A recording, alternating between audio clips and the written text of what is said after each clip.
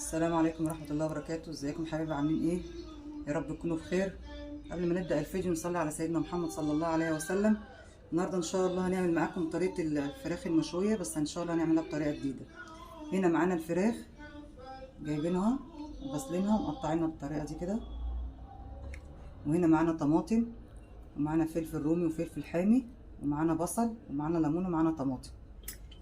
التوابل هنا معانا فلفل ومعانا ملح ومعانا بابريكا ومعانا توم بودرة وبصل بودرة ومعانا توابل فراخ ومعانا عسل ومعانا زبادي ومعانا طحينة ومعانا خل.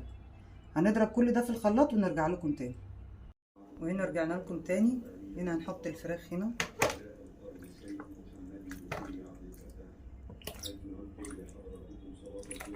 وهنا ضربنا كل المقادير بتاعتنا هننزلها كده عليها.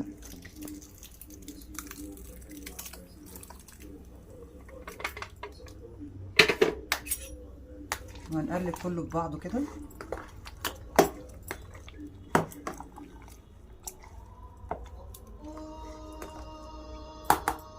وهنحطها في التلاجة ساعتين ونرجع لكم تاني.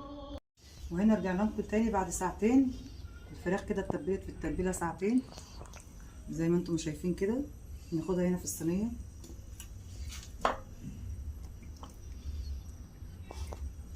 كده، ارصها في الصينيه.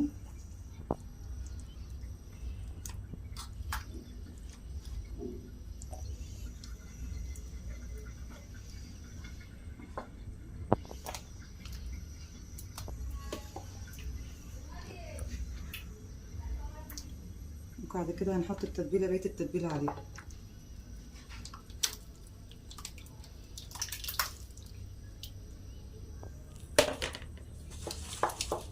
زي ما انتم شايفين كده هندخلها معاكم الفرن.